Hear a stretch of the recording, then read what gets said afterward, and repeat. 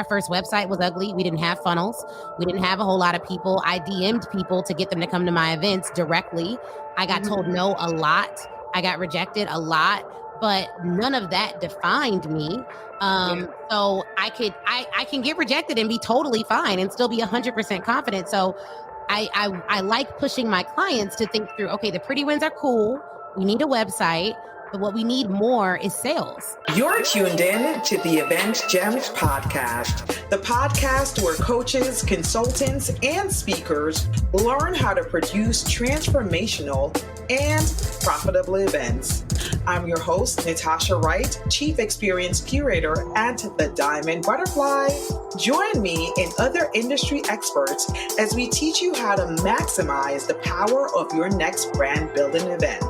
Time to drop those gems. Let's fly.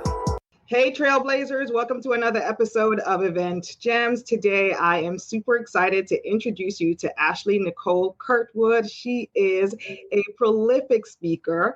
Ashley is an international speaker, best-selling author, and award-winning lawyer. She believes that you could use the currency of confidence to create a custom-designed life for you.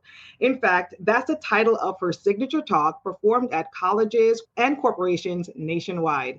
She has helped doctors, lawyers, entrepreneurs, consultants, therapists, DEI experts, and many other experts package and position their expertise to land large corporate and collegiate contracts using her paid methodology. She left her $300,000 corporate associate attorney salary to start her own speaking business and law firm, and quickly learned it's easier to build a business fueled by large clients who consistently work with you.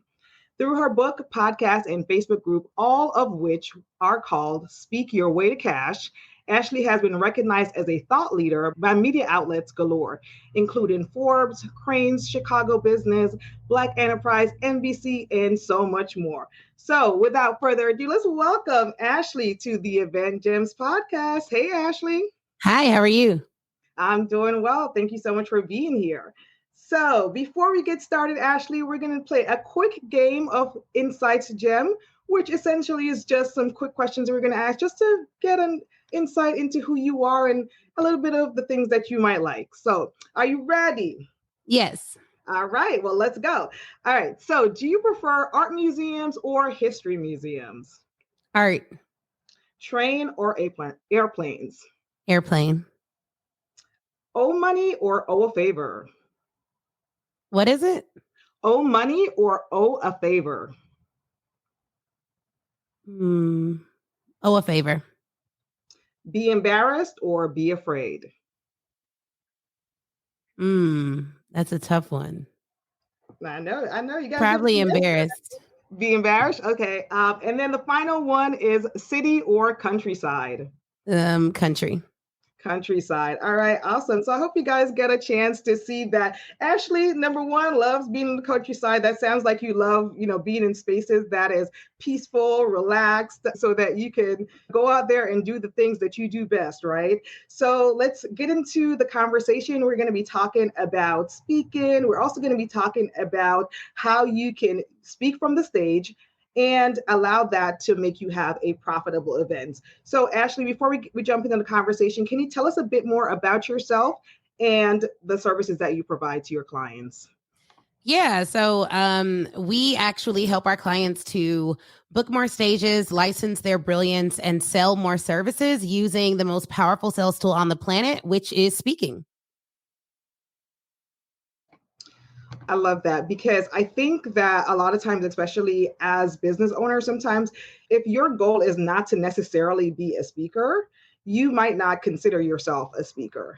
And I know that that was the case for myself, where I didn't necessarily consider myself a speaker, but essentially you have to shift the frame of mind, because you have to sell yourself, right? So why is it important for consultants to consider themselves speakers? Well, you don't even have to consider yourself a speaker. Most of my clients consider themselves experts. So they don't consider themselves speakers, but they do have an expertise. What I do believe is that we should know how to communicate what we do and the value we provide effectively, so that we can help the people we're supposed to help make great buying decisions. And how do you get to that place of really communicating the value? Because it's one thing to have the expertise, it's a whole other thing to communicate that value, right? So how do you really tap into and hone in on your value articulation? Yeah. So first you need to know what your value is. You need to do market research to figure out what your clients desire, what keeps them up at night. And then you need to get really good at copywriting and also communicating effectively so that they understand your value proposition. And really, it comes from practice. It comes from understanding marketing messaging. It comes from really hearing what your clients want and then regurgitating that back to them in a way that is persuasive. A lot of this I learned, I think the first time I started selling from the stage was when I was a federal trial lawyer. So that gave me a lot of skill set in terms of looking at people who did not want to be there, even though they were paid. People do everything to get out of jury duty, and we still had to convince them to vote for our side, regardless of who we were representing. Yeah, one of the things that I really enjoy following you on social media or seeing other interviews that you've done is that you really use storytelling to teach, right? So, just now you talked about what you used to do as a trial lawyer. And in other instances, you talked about just leaving your corporate job. So, can you talk about how we can weave our story and our message in to really connect with our audience or what it is that we're trying to sell or market?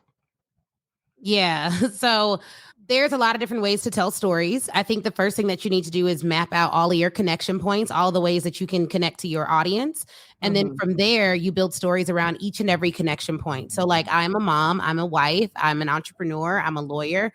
All of those are titles that other people in my audience also share. So I build my stories around the various connection points that I could have to them. And then I think about the value that they need and also any objections that they have and how I can overcome them by utilizing story.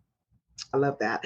So you jumped into entrepreneurship. I believe you had a legal firm at the time, and then you transitioned into your speaking and coaching business. So can you talk about that transition from law firm why you decided to make that transition, and then when you started your first event or felt like you needed to start that first event? Yeah. So I've always hosted events. When we had our law firm, we would host webinars, which are like virtual events. And that helped us to really connect with our audience. Then when people started asking me how I was getting paid to speak, I started hosting in-person events at WeWorks. And that really helped me to really see my client, touch them, build relationships with them quickly. And it was such a good time that people asked me to do it again. So it was really, we started Speak Your Way to Cash in response to what people wanted me to do. Okay, so you listen to the marketplace essentially, and what people were asking you to do is reflected in what people value within you and the thing that you're good at, right? So it's figuring that piece of it out. So you were already hosting events with the law firm, and then you transitioned to hosting events. Was that event for Speak Your Way to Cash? Did you start hosting workshops? How did that get started? So we were hosting virtual and in-person events with the law firm. When people started asking me how to get paid to speak, I hosted my first in-person event for Speak Your Way to Cash. Okay. And what was that event? Was it a workshop? And how many people did you have at your first workshop? It was Speak Your Way to Cash Live, and we had 10 people present. Okay. So from those 10 people, I know that Speak Your Way to Cash Live or the event that you have right now is much larger than that. So can you talk about the transition or the growth of the event over time? Yeah. So our first event had 10 people. Our most recent event had 250 people present. Oh, that's fantastic. I love it. I love it. Because I think a lot of times people might get discouraged by the amount of attendees that they have present and they might not even continue. So what made you keep going? I didn't have a big anticipation. I literally was like, I'm going to do this event. People are asking me to do the event. It'll be a lot of fun. If anyone shows up, no big deal. I actually did a podcast interview on the Social Proof podcast and talked more about like that first event experience. But I would say I was happy. I was happy with the 10 people. I was happy with the 30 people that came after that. I was happy with I've always been happy with whoever shows up to hear me do something that I love. Yeah. In the beginning, it wasn't a very big business move. It was more so, this is what they're asking for. I would enjoy doing that. I'm going to do it. We didn't know that we were supposed to offer them something at the event to really keep helping them. I listened to the market and provided what the market needed. And then I got better at sales and marketing over the way. So at what point did you realize I need to start offering something at the event? Because a lot of people, they host workshops to teach their expertise or seminars and things like that, but they're not necessarily offering anything else beyond what is provided at that in-person space or that workshop, right? So at what point did you realize that you needed to start transitioning? How did you go about really crafting that and thinking about what to offer them? Because some people might not know exactly what to offer beyond what they teach in the workshops. Yeah, so we have a Speaker Ready Cash mastermind. One of the things that I talk to them about a lot is doing market research. When people are asking for something and they want another offer, my first step, if I'm not 100% sure what the market needs, from me specifically, is I'll host a market research call. I'll gather all that information and data, and then I'll craft an offer based on what people are actually asking for and what they are willing to pay for. So I think around our third event, we started offering additional services so that the people could kind of work with us closer. And that was probably the first event where we had like a 5-figure launch. Oh, that's fantastic. Yeah. So what I hear you saying is make sure that you're conducting that market research. That market research is super important for you to really transition from just having a workshop or having an event where you're sharing your expertise to offering something on the back end that can not only support your attendees, but also as a way for you to grow your business then, right? Yeah. Definitely. Yeah. Okay. I think we dedicate a whole chapter to this in the Speaker Ready Cash book because it's a step that people like to skip, the market research. You mentioned that you had a 5-figure launch, right? For that third event that you did. Can you talk about the profitability or revenues that you were able to generate as a result of you now plugging in this back-end offer? Yeah. So the event, our early event, we may have made 5 figures. I think we did an event after that and made 6 figures. Our most recent event was a 7-figure launch. I think more important than the money is that if you get better at serving your people and getting them results, then they are comfortable paying you. That is the most important piece, because even before our last event, Speaker Ready Cash Live, when you come to one of our events, the event starts the moment you buy your ticket. It doesn't start the moment you step in the room. So we give you typically a portal for you to get information. Depending on the ticket level you buy at, you're able to get results before you ever step foot in the event. And at last year's Speaker Ready Cash Live event, it was a really good event for our company, but our attendees made over $800,000 or over $700,000 before ever stepping foot in the event, from the time they bought their ticket to the time they attended the event. Not even implementing everything they learned at the event, implementing everything we gave them and they learned before the event. So we're a really results-oriented company. We're a data-driven company. We like our people to win. We yes, I love win. it. And so we actually revealed that number on stage at the event. So it made it a lot. It's all about proof. Selling from the stage right now when you're an expert is about proof. It's about evidence. It's about what you can show people you can do for others so that they can see themselves in you doing it for them. And especially right now where people are a little more savvy and skeptical. Yeah, exactly. You really do need to provide some proof, some evidence of who you are, what you've done, and proof that you've been able to get a result for yourself. And then also proof that you've been able to help other people with the result. So our book is really great. It's really exceptional. Several 5-star reviews on Amazon, but the book serves as the first line of proof that I actually know what I'm talking about. So people read the book and then they read the book and they come to the event. The event serves as even more proof. And they don't just hear from me, but they hear from our clients. And then they get in our programs and they realize, oh, it wasn't just a great sales pitch. The program actually matches the sales pitch, because a lot of times people sell stuff and it doesn't really match the vigor with which they sell. Is great. And then you get in the back end and you're like, what is this? So we want to make sure that we provide exceptional service. Our coaches are brilliant. They write for Forbes and Entrepreneur. Like every coach in our program, the standard is, you can't coach in our program if I wouldn't hire you to coach me. So if I wouldn't give you money, then I'm not going to put you before my clients. It's like quality control. Yeah, that's like a standard that has helped, because oftentimes I've actually joined programs and it's like, I love the main person, but then when I talk to other people, I don't necessarily feel they have the depth of knowledge that the lead coach has. And so for us, I kind of wanted to make sure that anyone we put before our audience, I would pay. And I'm picky. So that actually helps to ensure that quality control that you talk about. But yeah, the event has done really well. We've built it over several years. We've been able to get our clients incredible results. We've had clients who've come to the first event, who've also come to every single event we have. We have clients who were in our first ever $30 a month coaching program, be in our $35,000 to $50,000, $50,000+ coaching program. So it just shows people like, man, if people have been around since the beginning, maybe there's something here. And one thing I'm committed to is expertise. So that means I have dedicated my life to getting better at my skill set. It's not a destination. It is truly a lifelong commitment for me. And that same commitment has to be present in my team members. I love that you talked about, providing the value before, right? So once they register, then they actually get an opportunity to get into that portal, start learning right away and before they even step into the room, right? I think that is such a beautiful way for them to enter the space already feeling prepared and ready and having the mindset to learn even more. And the fact that people are able to make money before the event even happens, I think is even more powerful, right? So for the listeners here, that's something that you could think about as you're producing or planning your signature event. Offer something beforehand. And I've seen formats where like 3 or 4 different workshops that are offered only to people who have already registered for the event. So that's also like an added value that people can add in there. So you mentioned about speaking from the stage and really just allowing your audience to see what is possible for them. How do you frame education plus marketing plus motivation? So what is the balance between that when you're selling from the stage or marketing your business? It's a skill. So, like any skill, I think the first thing to say is like, it's a skill that can be developed. It's also a skill that can be taught and trained on. It's one that our clients work with us for a while to get better at, and you have to practice.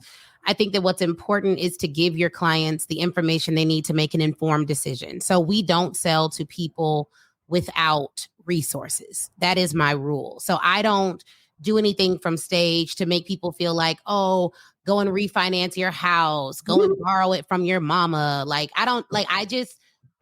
So the first thing is it should be ethical, right? Yeah, you have to be. I mean, and honestly, I don't even think it's unethical to do. I just personally only want to work with a certain type of person. And that person is one that is going to make an informed decision to invest. Correct. That's who I like to work with. I don't think, what other people do is what other people do. Everyone has a different line. One thing my mom told me is like, everyone's ethical line is different, but if you feel convicted about something, then that's where your line is. So stick to your line. Yeah, I agree. So my line is like, 1, I want to work with people who have resources.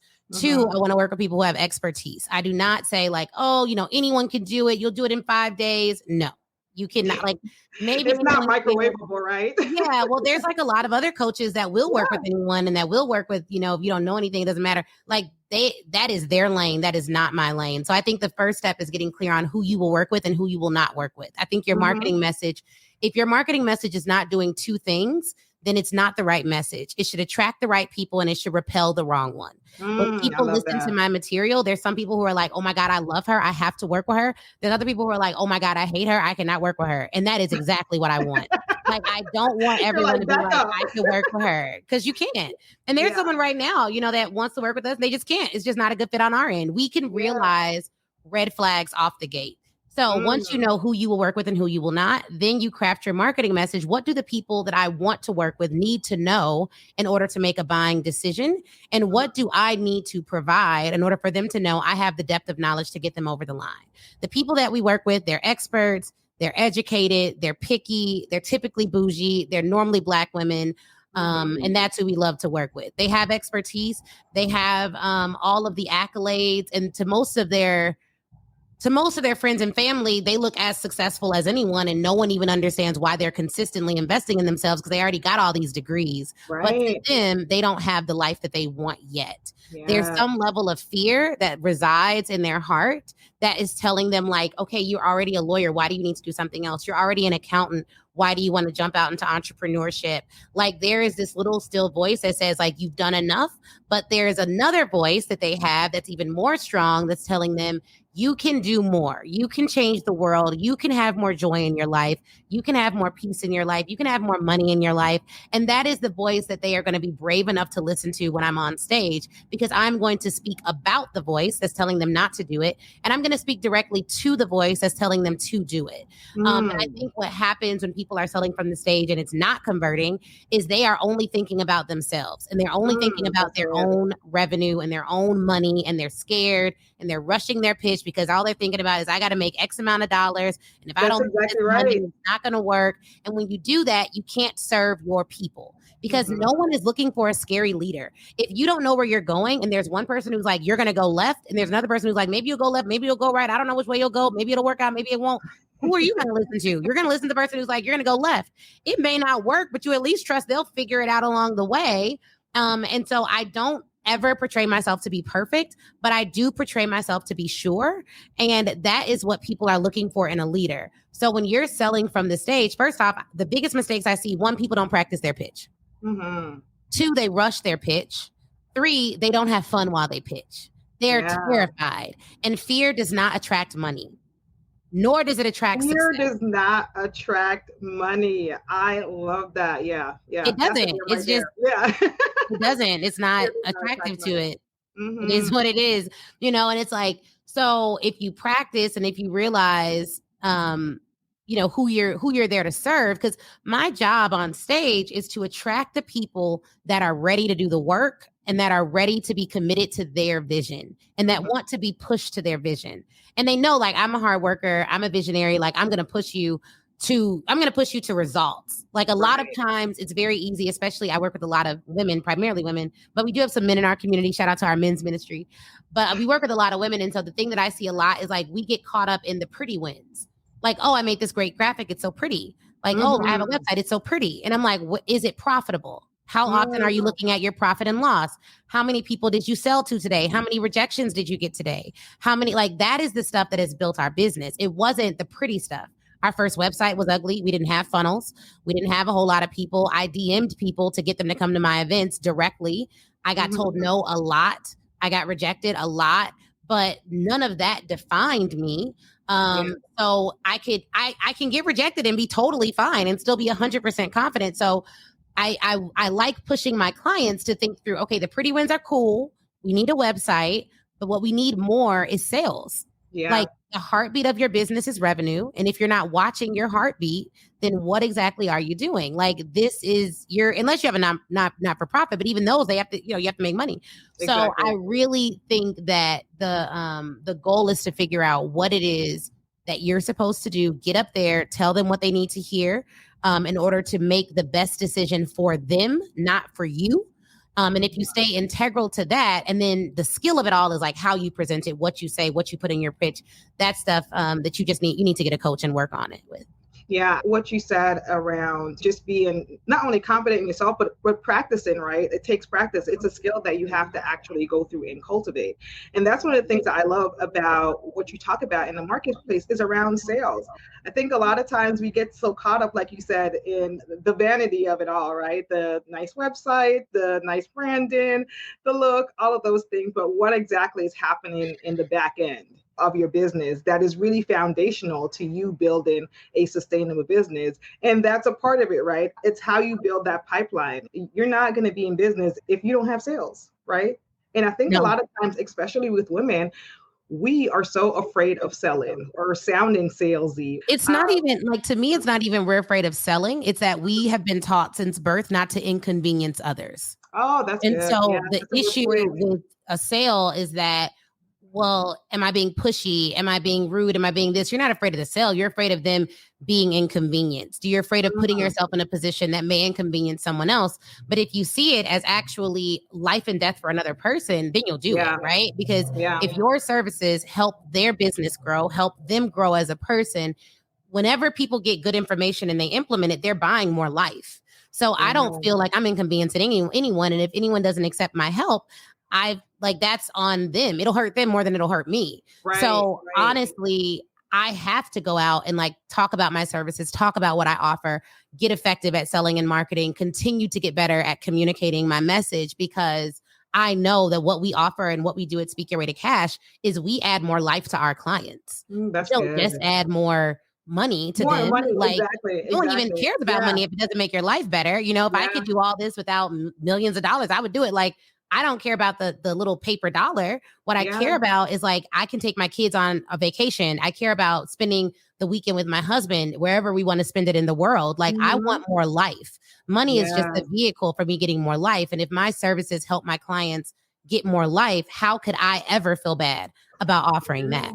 Yeah. Oh, I love that. I love that. Money offers you more life, right? Yeah. And really, it is a tool for you to be able to live the life that you desire, right? Yeah. So I love that you shared it in that way and like shifted the perspective around it, because I notice a lot of times, especially when women are ready to ask for the sale, their voice gets shaky or they don't necessarily pull the trigger. So I think that that's a transition that we have to make. You are providing value to someone. You are providing an opportunity for them to change their lives. And so you need to be shouting it from the mountaintops and letting them know, like, hey, I'm over here, I could help you, so that they can go on to live the life that they want to live, and that we can all be at peace and feel freedom and joy and love in our lives, right? And use money as a tool to be able to get there. So one of the other things that I know that you talk about, or a way that you allow women to make money, but to really have that freedom and flexibility in their lives, is to start thinking about licensing, right? With regards to their content or trademarking some of the, the materials and information that they have out there. Can you talk a bit more about why licensing is important, or copywriting or trademarking is important, especially for someone who's a speaker or content creator or a consultant? So that's a really in-depth topic. Each of those Uh-huh. things is different. Can you explain each one of them, just really Briefly, briefly? Right, very briefly. exactly. Yeah. So, Exactly. if you think about a vacuum cleaner, the name of that vacuum cleaner would get a trademark. The manual it came with could get a copyright, and the internal operating system, if it's an invention, could possibly get a patent. So Okay. your trademark is for your names, your copyright is for your content. When you own something, you can then rent it out or sell it to other people. We have over 30 different trademarks that we filed. Several of them are registered. Speak Your Way to Cash is a registered trademark. We just got Act Your Way to Cash. Think Your Way to Cash is pending. Mm. Pitch Your Way to Cash is pending. And so we have a lot of different trademarks. But licensing is when you allow someone else to basically rent your IP. I think that it's important because after you own something, especially if it's intellectual property, meaning just something that came out of your mind that then you produced as a physical asset, that thing only will make you money if you control who has access to it and how much access they have. It can make you infinitely more money. So like for our events, when you buy a ticket, you get a license to watch it live. You do not get replay rights. You don't have a license Right. to watch it forever. You don't get Right. a license to the recordings unless you buy it. And most of the time we don't even sell it at that point. Because it's more valuable to us if we leverage it in different ways. So once That you makes sense. understand licensing, you can then leverage it in different ways. And I think part 6 of our book is all about legalities for that very reason. Most people, they skip over this part because it seems confusing, but everyone listening to this can understand the legalities of their business. Like literally, even if you're not a lawyer, it doesn't matter. You can and should understand basic legalities of your business, basic contracts, basic trademarks. Those things are important because if you know what you own, then you know what you can do with that asset. Yeah, that makes so much sense. Like you said, a lot of times it's not sexy, right? The finances part or the back end part and the foundational part, those things aren't sexy. The legal part isn't sexy either, especially when you don't really understand. You're like, man, do I even want to navigate this process to figure this out? But it's so important. It's like you're leaving money on the table essentially with your intellectual property, right? So it's something that we need to start paying attention to, myself included. So when I hear you talk about that, I'm learning about a lot of these artists and selling their masters and their intellectual property and all these things. So I think also for people, that might be something that we could look to in order to understand the importance of owning our intellectual property and our content, right? Yeah, possibly. So then we could talk about the corporate side of things. I know that you support women in your community with being able to land corporate contracts, right? So what are some things for entrepreneurs who want to be able to transition into the corporate space? Because I know a lot of our audience, like they host their events because they want to be a speaker. They want to be a paid speaker. And so they might not be invited to platforms, or they might not have gotten to speak in an event that they pitched at. So they're like, all right, you know what, I'm going to go ahead and create my own platform and build my brand as a speaker that way. But with long-term goal being, I want to be able to be a paid speaker at colleges or conferences or corporations, right? So can you talk about how women can make that transition from building your own platform to entering into the collegiate space or the corporate space? So first you need your offer. What are you going to offer? And there's like, we give our mastermind probably like 80 plus things that they can offer. To start though, it could be like a workshop. It could be a series of workshops, but you need to have your offer. You need to do market research before that. I would highly recommend the Speak Your Way to Cash book because this stuff is very detail oriented. But figure out your offer, then you figure out your target, and then you figure out your pitch plan.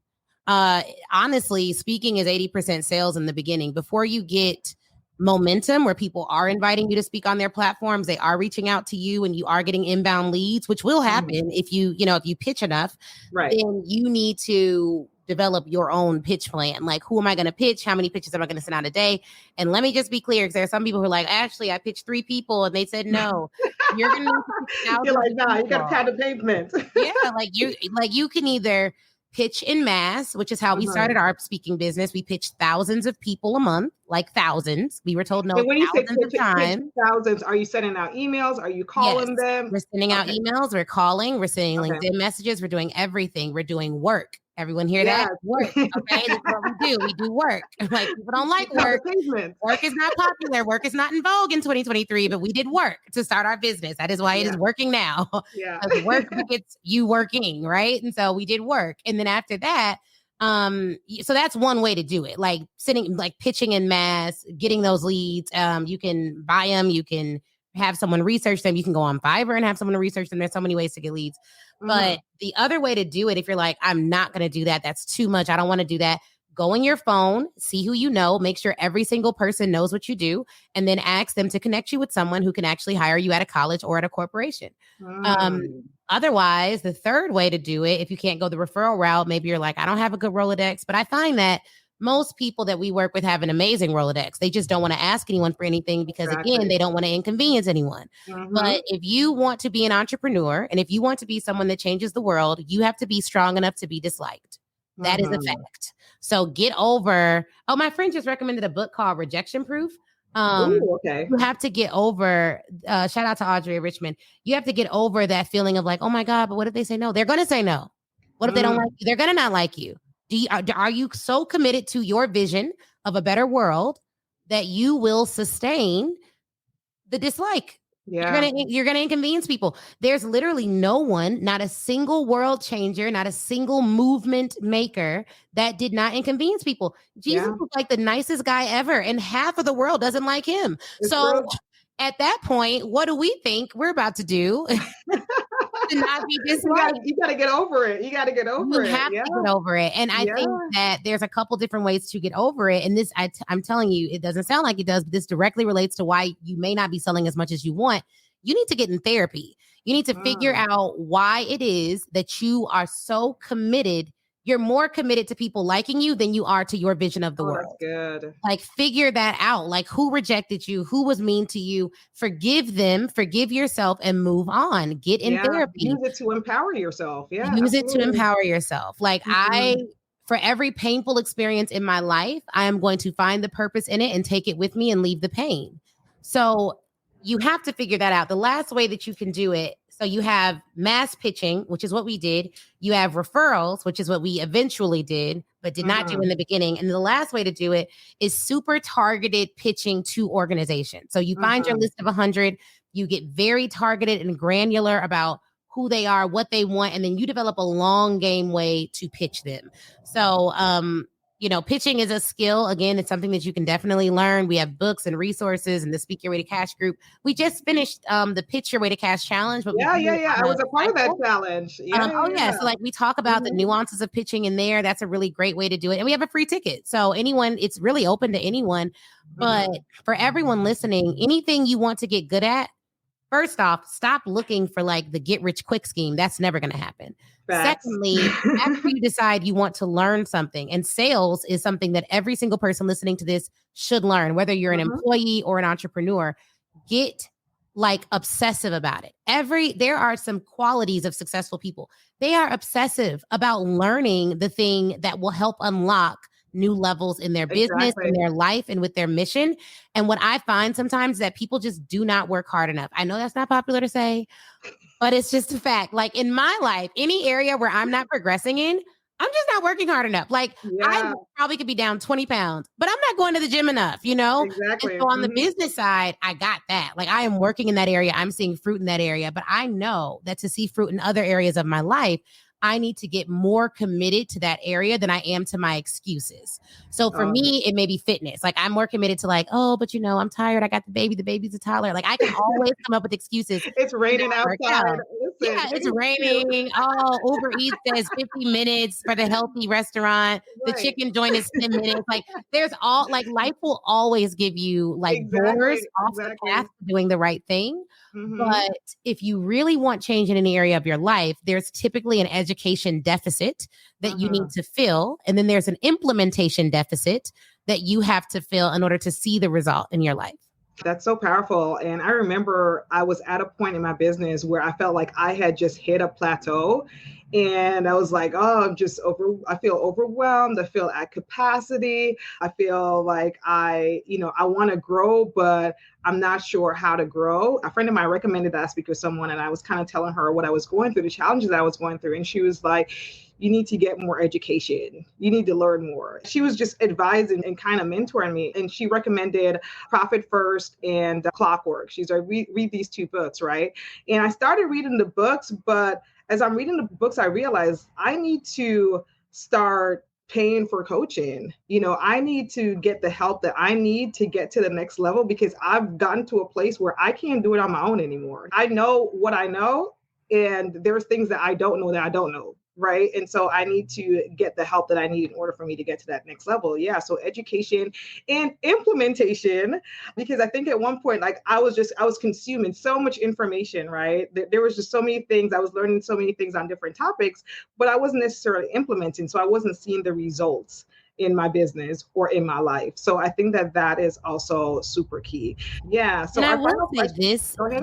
you all, I don't want anyone to listen like, oh my God. Because what happens is depending on how your mindset is set up, you'll hear that and you'll be like, oh, I'm already so tired. I'm not doing anything. They're saying I'm not doing anything. You are working hard, but you may not be working as smart as you need to work. There may be a Exactly. more efficient way. It may be that you just do need to put in more work. I remember I've never in my life since being a lawyer ever felt that I was not putting in work.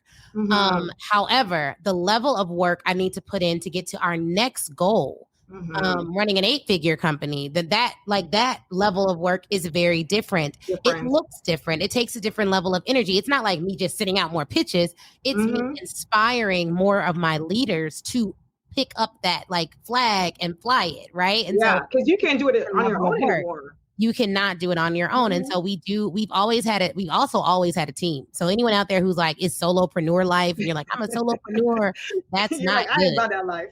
Yeah, that never made sense to me. I never Yeah, yeah. saw any CEO that I respected who didn't have someone, at least a number two, at least Yeah. someone to help them out. So I hired an administrator before I made my first $1,000. Oh, that's good. So I That's don't good. I don't think you need to wait. I think the one thing that I waited on way too long is ads. I should have been running ads way earlier. Mhm. Um, that was a huge game changer in our business last year as well. But sometimes it really is more work. But I had to learn ads myself, because if it's going to become a big part of our sales engine, and my job as the chief revenue officer is to make sales. If ads are going to help me make sales, I need to learn those ads. Even if I outsource it later, I need to be the one who can go in there and say, this is costing me $20,000. I'm going Exactly. to fix it. And there's some people who are like, well, I don't want to do that. I can just outsource it. I outsource a lot, but I learn enough to be dangerous I was before I just gonna say outsource that. important Mhm. parts of my business. Yeah, yeah. And that's something that you don't want to not understand what's going on, because you could get told all sorts of things. And if you don't understand the data and the information and the numbers, then you could get sold a bag of Yep. BS, basically. You know what I mean? So you want to ensure that you at least like understand things at a basic level. I don't need to be the expert in that space, but I need to be able to understand those things. A final question before we close out, Ashley. So I know that you host the online challenge, Pitch Your Way to Cash. You host the live conference as well. How important is events within your marketing mix and the goals that you have for your company? They're our main marketing engine. So whereas ads are one of our main sales engines outside of my awesome husband who does our sales, and we have some salespeople that we're hiring actually right now. But outside of, the way that it works now, like ads are an important part of our sales engine. Events are the main part of our marketing engine. We have 2 events next week.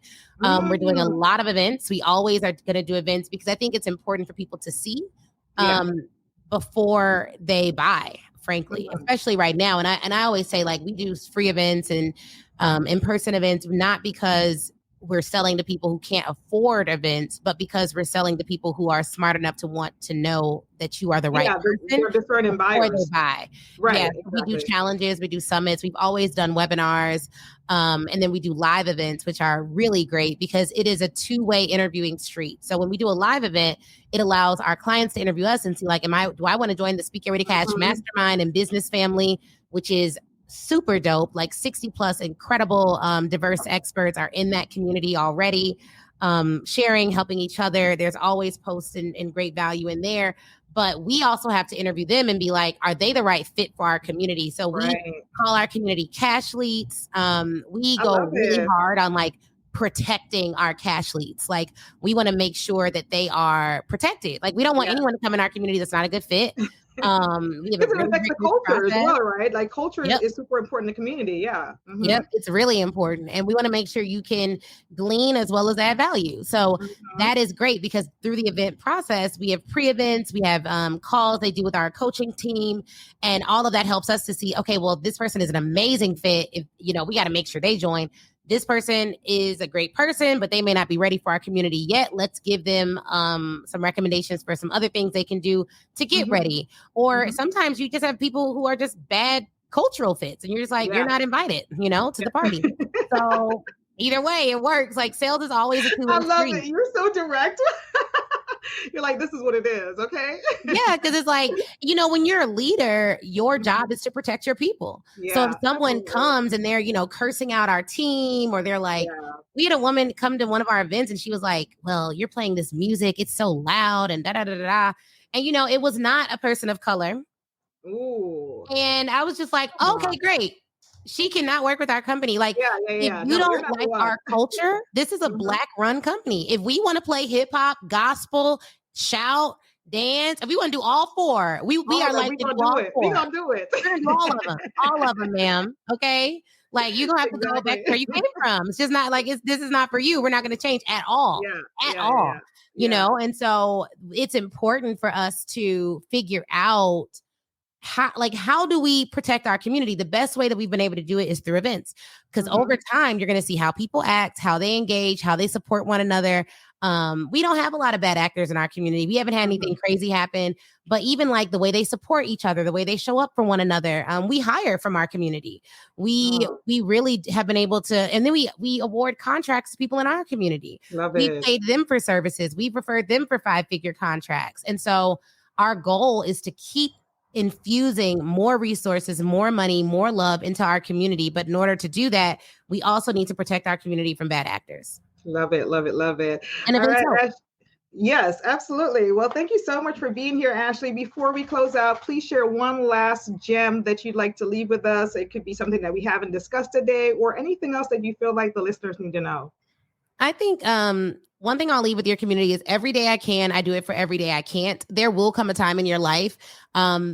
It just happens to everyone where like you literally cannot work. You cannot put in the effort. You cannot put in the time. Maybe something happens with your family. Maybe it's health, whatever. So every day you wake up and you have breath in your body and you have the rightness, you're in your right mind, like go all in on those days to store up equity for any day you need to be off. Right. And so that's the way I think about the cadence at which I work is every day I can, I'm going to do it for those days that I can't. Ooh, I love that. I love that. I always think about it as riding the wave. If I'm in that wave, I just keep riding it because I know that there's going to be a day where I am just not feeling it today. Is there anything that you want to leave with the audience? Like how can they follow you, reach you, find out more about the book that you have? Yes, you can definitely join the Speak Get Ready Cash Facebook group.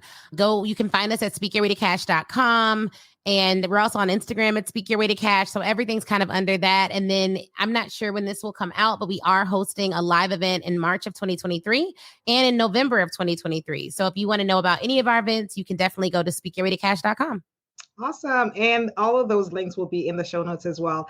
Again, thank you so much, Ashley. This was a powerful conversation. And I love that you're telling us, listen, you need to go pound the pavement, start building your pipeline and selling, right? So that you can build a sustainable business that allows you to have the freedom and flexibility in the life that you dream of.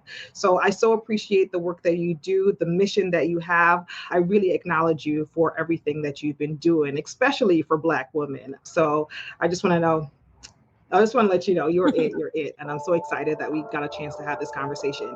So if you guys enjoyed this episode, please like, share, and subscribe. And until next time, I hope you caught those gems now. Let's fly.